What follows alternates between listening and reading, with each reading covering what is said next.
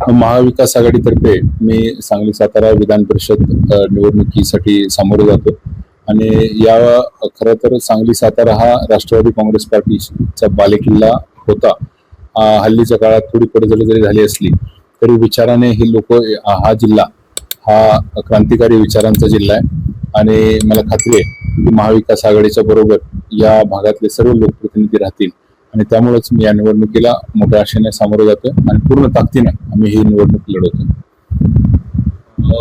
खरं तर मला पण बघता महायुती मोठ्या स्ट्रॉंगली ह्याच्यामध्ये उतरलेली आहे, कारण त्यांच्याकडं जे प्रतिनिधींची संख्या आहे ती मोठ्या प्रमाणात आहे. तर महायुती एकत्र लढली तर तशा पद्धतीने राहणार आहे. मात्र काहीतरी मनं दुखवलेली आहेत. मधल्या काळात काही गोष्टी झालेल्या आहेत, जिल्हा परिषद प्रकरण असेल, त्याचबरोबर इतर काही प्रकरण असतील. वरती सुद्धा भाजपमध्ये एकूण भाजपनं या दोन्ही पक्षांना कुठेतरी डॉमिनेट करण्याचा प्रयत्न नेहमीच केला आहे.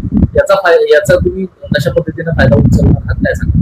नक्कीच युतीमध्ये जरी 3 पक्ष असले तरी एक मोठा भाऊ म्हणून भाजपनं युतीतल्या इतर 2 पक्षांवर खऱ्या अर्थानं अन्यायच केलेला आहे आणि त्यातल्या अगदी पालकमंत्री असू द्या, दुसरे मंत्री या ठिकाणी आहेत राष्ट्रवादी, त्यांच्यावर जर अन्याय होत असेल तर सर्वसाधारण नगरसेवक असतील, जिल्हा परिषद सदस्य असतील, त्यांची काय अवस्था असेल?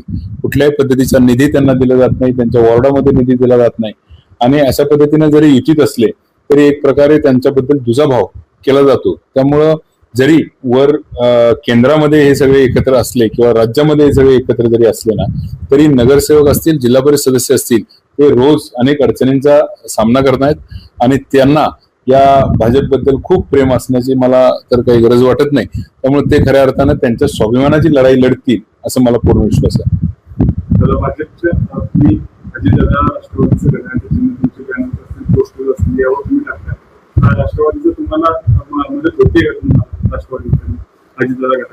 नाही, घड्याळाचं चिन्ह आमच्या बॅनरवर असण्याची गरज नाही, कारण आमच्या बॅनरवर तुतारी, उद्धव बाळासाहेब ठाकरे यांची मशाल आणि काँग्रेसचा हात हेच 3 चिन्ह असतील आणि महाविकास आघाडीचाच मी उमेदवार आहे.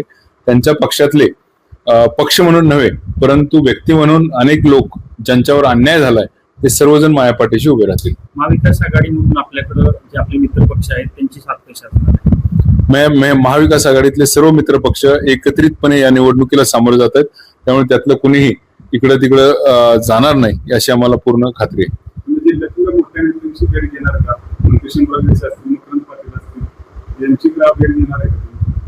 मी एक उमेदवार म्हणून मी सर्वांची भेट घेणार आहे. अर्थात त्यांचा निर्णय त्यांच्याजवळ, परंतु मी सर्व ज्येष्ठ नेत्यांचे आशीर्वाद घेण्यासाठी सर्वांना भेटणार आहे. आपल्या पक्षाचे किंवा सुप्रिया सुळे हे प्रचारासाठी किंवा तुमच्यासाठी जिल्ह्यात येतील का आणि कुठले नेते तुमच्यासाठी रिक्वेस्ट?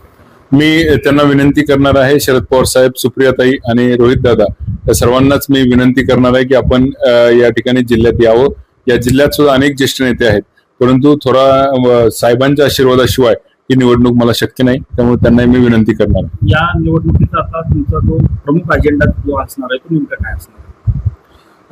माझा अजेंडा सरळ आणि साधा आहे. विधान परिषदेमध्ये मी ज्या लोकांचं प्रतिनिधित्व करण्यासाठी चाललोय, ज्या नगरसेवक असतील, जिल्हा परिषद सदस्य असतील, हे निवडून आलेले लोकप्रतिनिधी आहेत.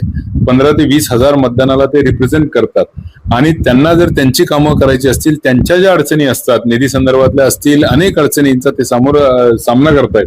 त्यांच्या अडचणी विधान परिषद मध्ये मांडण्यासाठी खऱ्या अर्थानं मी त्यांना रिप्रेझेंट करण्यासाठी विधान परिषद जाण्याची माझी इच्छा आहे आणि नक्कीच त्यांना यातून त्यांचा स्वाभिमान कुठेतरी जागृत होईल आणि त्यांना आपला प्रतिनिधी लोकसभेत विधान परिषदेत जावं असं वाटत असेल तर ते नक्कीच माझ्या पाठीशी उभे राहतील अशी मला खात्री आहे.